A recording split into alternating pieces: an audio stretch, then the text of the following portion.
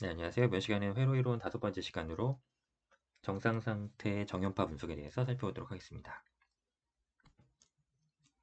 먼저 전류와 전압을 정연파, 사인파 형태로 이제 표현을 좀 해보겠습니다. 그러면 먼저 전압은 진폭 Vm을 가지고 코사인 형태로 표현하면 이제 이렇게 되죠.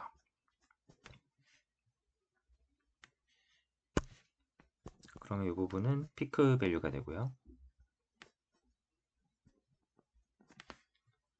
이 오메가는 앵귤러 프리퀀시가 됩니다. 그리고 세타는 페이즈 앵글이 되겠죠.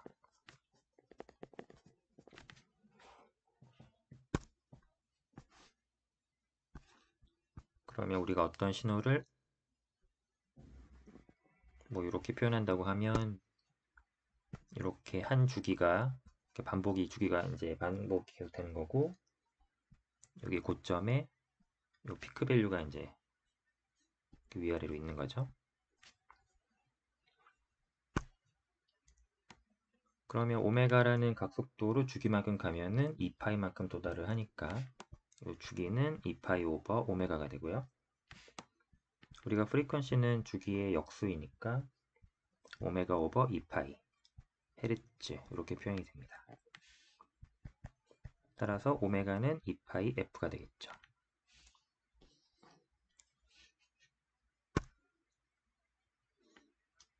이러한 교류 신호에서는 우리가 피크 밸류를 가지고 이제 다루는 게 아니고 루트민 스퀘어라는 값을 이용을 합니다. 그 교류 신호를 이제 대표하는 값을 찾는 건데요.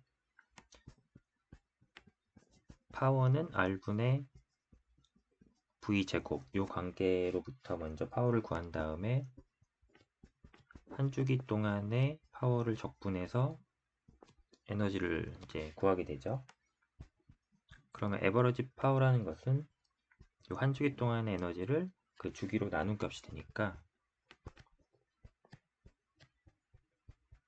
이렇게 됩니다. 그러면 파워 자리에다가 R분의 V 제곱을 넣어주고요. R은 밖으로 나오고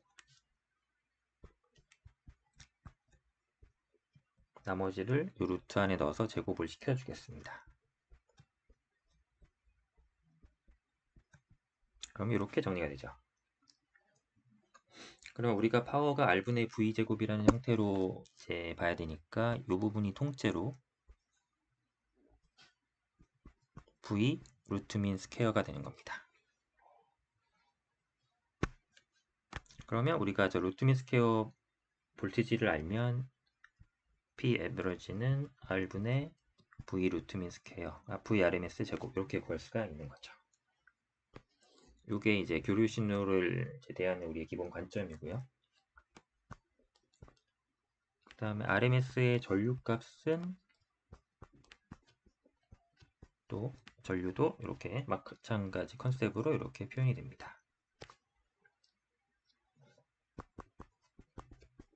그럼 역시나 에버러지 파워는 IRMS 제곱 R 이렇게 구할 수가 있는 거죠.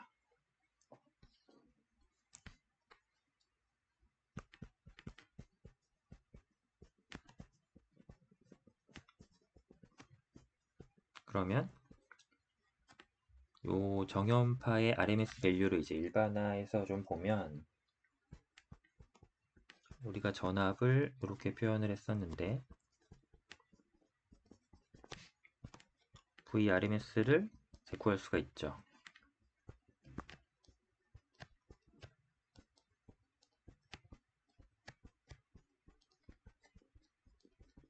네, 이렇게 계산이 되죠. 요거를 좀 풀어서 써보면 여기 제곱이 있으니까 요 두 배각 공식을 쓸 수가 있고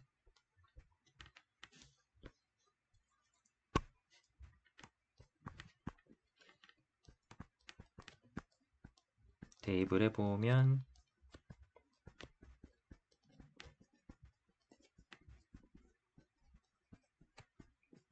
이렇게 되죠. 그러면 이제 요걸 적분을 해볼 수가 있는데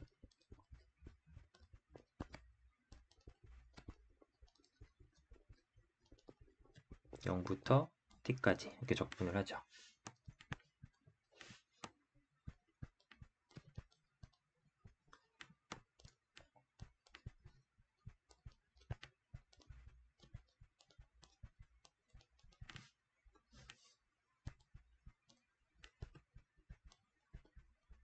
네, 여기까지 적분이 됩니다. 그러면 우리가 저 정연파는 지금 이 파일을 주기로 갖는 파형이 되는데 여기 보면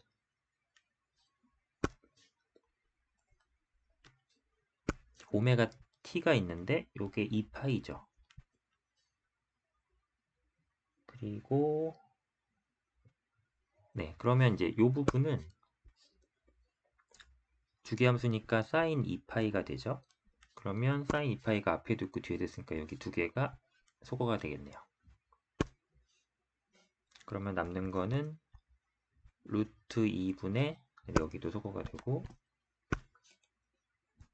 vm 이렇게 이제 남게 돼서 우리가 RMS 값은 루트 2분의 vm 이렇게 표현이 된다. 피크 값을 루트 2로 나누면 이제 RMS 값을 쉽게 구할 수가 있는 거죠.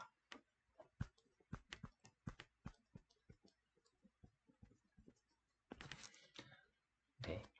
그래서 요 정연파를 보시면 여기 오메가도 파형이 이제 오메가도 있고 위상 지연 세타도 있고 피크도 있고 뭐 이런데 이거를 기존대로 계산을 하면 너무 복잡해지는 경향이 있어서 이거를 복소평면으로 좀 옮겨서 취급을 하면 좀 쉽거든요.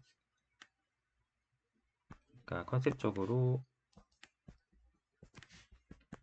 이렇게 파형이 시간축에서 있는데 요거를 이제 복소평면으로 넘겨서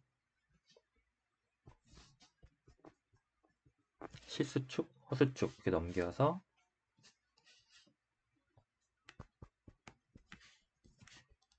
한번 표현을 해보죠. 그러면 요런 신호 파형이 있다고 할 때 우리가 이제 뭘 쓸 거냐면 여기서 피크 밸류 그다음에 요 페이즈 앵글 요거만 써서 세타1 각도의 매그니튜드 V1을 이렇게 표현을 해주는 겁니다. 그럼 이 상태에서 오메가 t가 있기 때문에 요 원을 뱅글뱅글 오메가 t의 제 속도로 뱅글뱅글 이제 돌게 되겠죠. 그러니까 더 정확히 써보면 요 축으로 오메가 각속도로 뱅글뱅글 돌면서 원운동을 하게 됩니다. 저 컴플렉스 도메인에서요. 그래서 컴플렉스 도메인으로 넘겨서 다 뭐 계산을 한 다음에 다시 시간축으로 돌아오면은 시간축에서 파형을 얻게 되는 거죠. 그래서 이런 것들은 이제 페이저 표기법이라고 하는데 코사인 함수를 기준으로 일단 이렇게 표현을 하기로 이제 약속을 합니다. 그러면 다른 전압이 하나 더 있다고 보면 이번에는 사인파가 되는데 우리가 사인은 코사인에서 위상지연 90도를 준 거랑 같죠. 그래서 우리가 이거 페이저를 쓰려면 코사인으로 통일을 해줘야 되기 때문에 이렇게 표기가 됩니다. 그러면 V2의 페이저는 세타 마이너스 90도의 앵글을 갖게 되겠죠.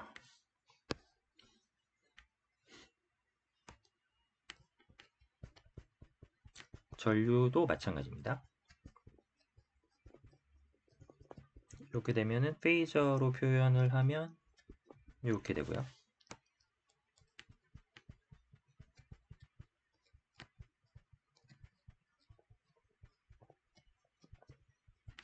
이 녀석도 표현을 하려면 일단 코사인으로 바꿔주고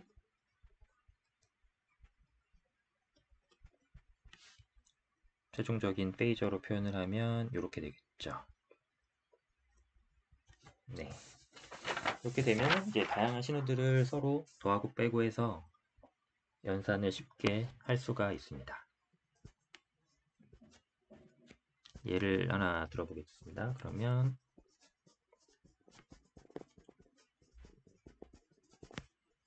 이런 전압파형 하나랑 이런 전압파형이 하나 있고요. 코사인으로 바꿔주면 이렇게 되겠죠? 그러면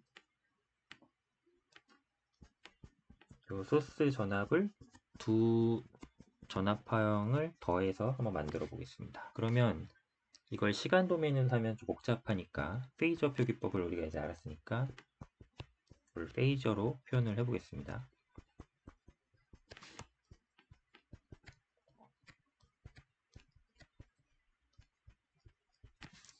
여기까지 왔죠? 그러면 이 두 페이저를 이제 더해 보겠습니다.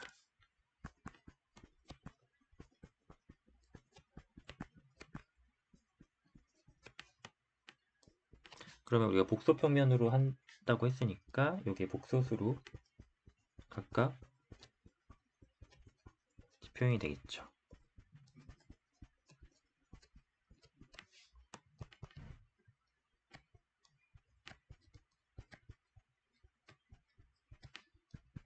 그러면 이걸 다시 페이저로 만들면 이렇게 표현이 돼서 다시 시간축으로 보내면 29.77의 매그니튜드를 갖는 코사인 파형이 이제 나오게 되겠죠.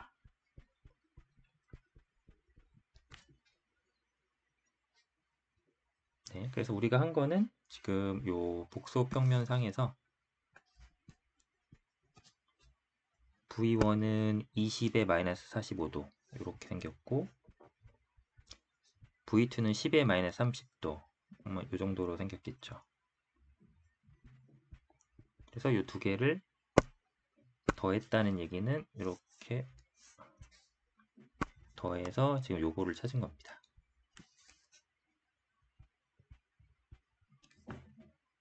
네, 이런 식으로 하면은 훨씬 편리하게 신호를 이제 슈퍼포지션을 할 수가 있는 거죠.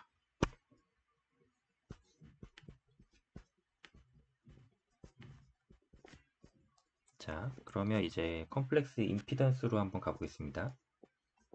이와 같이 우리가 복수 평면상에서 뭔가를 하기로 했으니까 이제 요 성질들을 이용하기 위해서 기존에 우리가 저항은 이제 실수값 저항만 있었고 우리가 캐패시터랑 인덕터를 이제 다룸에 있어서 요 두 소자들은 이제 컴플렉스 임피던스를 갖거든요. 그래서 그게 이제 서로 위상차가 나면서 이제 소자들이 이제 같이 회로에 쓰이는데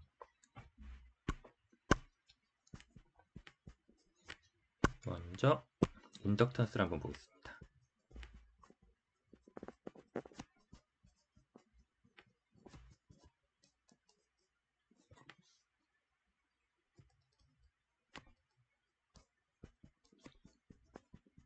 이렇게 생긴 전류 파형을 갖는 인덕턴스가 있다고 하면 인덕터가 하나 있고요. 전압은 인덕턴스에다가 전류의 시간 미분으로 이렇게 구해지니까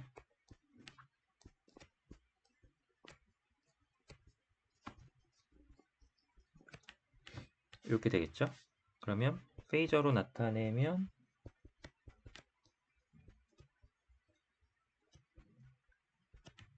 이렇게 되는 거고요.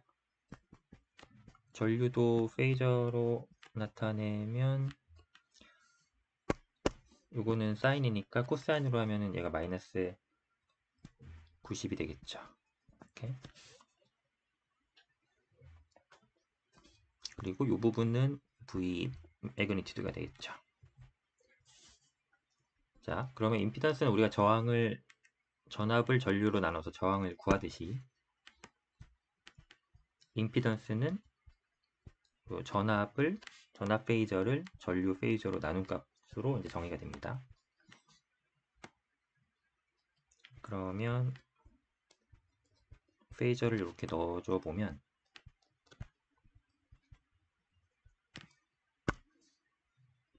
이렇게 지워지고 이렇게 돼서 저 90도 앵글을 갖는 복소평면상의 점은 허수값이 되죠. 순 허수값이 돼서 J를 달고 J 오메가 L 이렇게 표현이 되는 겁니다. 그럼 요걸 보고 해석할 수 있는 거는 한번 써보면 커런트가 볼테이지에 뒤쳐져 있다. 90도만큼. 퓨어 인덕턴스에서는 이렇게 되는 겁니다. 우리가 인덕터를 쓰면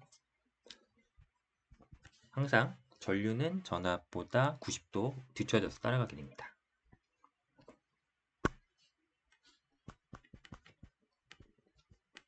다음 캐패시턴스는 이제 어떨까요? 캐패시턴스는 또 똑같이 한번 보겠습니다.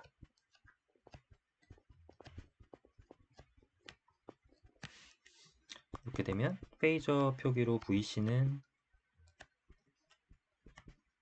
이렇게 일단 표기가 되고요. Q는 CV니까 전류는 dq 오버 dt가 되고 CdVCT 오버 dt가 되니까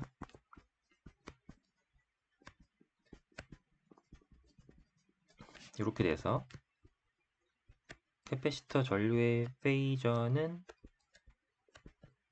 이렇게 되겠네요. 그러면 임피던스를 구해보면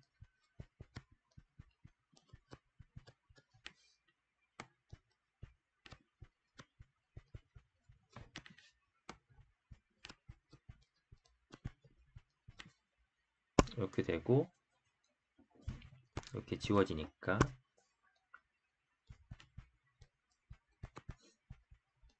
이렇게 되고 마이너스 90도의 복소평면의 값은 마이너스 J 이렇게 되고 위아래로 J를 곱해보면 뭐 이렇게도 표현이 되는 거죠.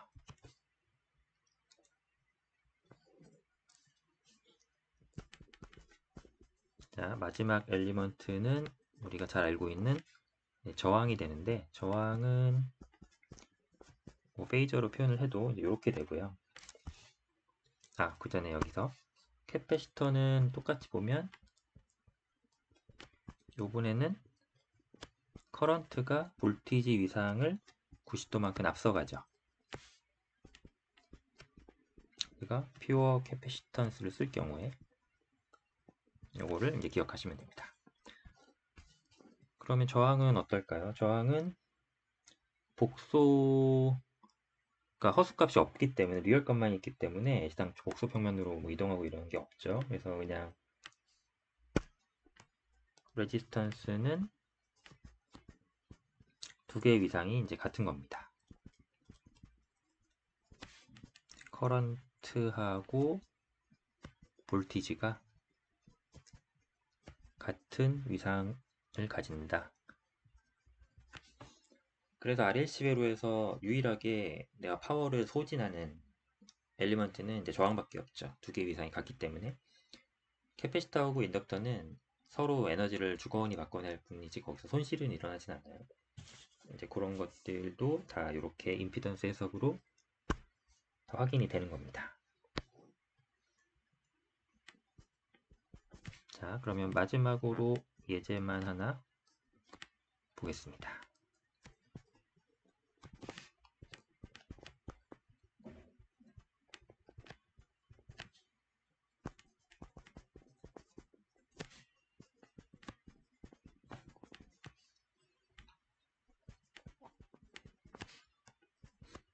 소스 전압이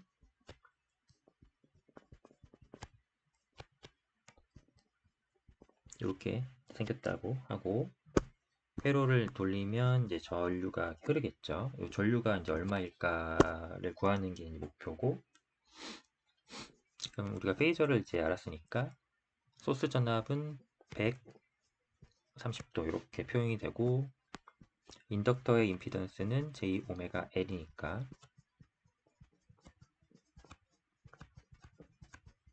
150 J 150 옴이 되고 캐패시터의 임피던스는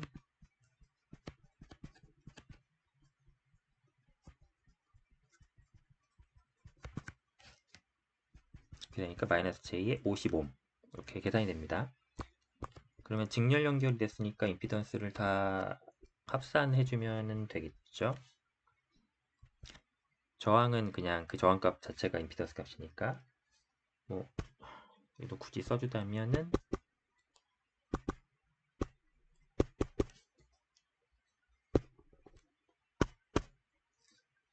뭐 이렇게 써줘도 되고 아니면 뭐 그냥 R 써줘도 됩니다. 똑같으니까요. 그러면 100에다가 J150 마이너스 J50 하면 100 플러스 J100 이렇게 돼서 페이저로 141.4에 45도 이렇게 되겠네요. 그러면 전류를 알고 싶으니까 페이저 형식으로 전압을 임피던스로 나눠주면 되겠죠.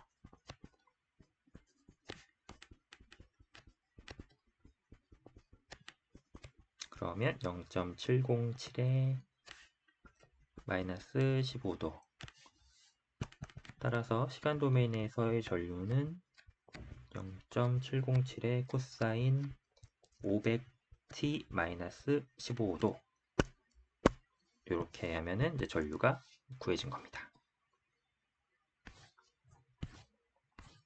네, 그래서 오늘 이제 트랜지언트 해석을 하는 와중에 우리가 이 정연파 해석을 해야 되니까 페이저라는 이제 컨셉과 여기 RMS 밸류 이런 컨셉들을 이제 도입을 해서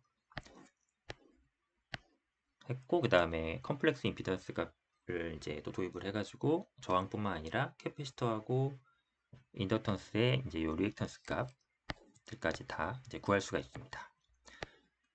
이 정도 하면 이제 거의 모든 준비가 끝났고요. 그다음부터 이제 본격적으로 회로 해석을 이제 진행할 수가 있는 거죠. 네. 네, 그러면 오늘 여기까지 하겠습니다. 감사합니다.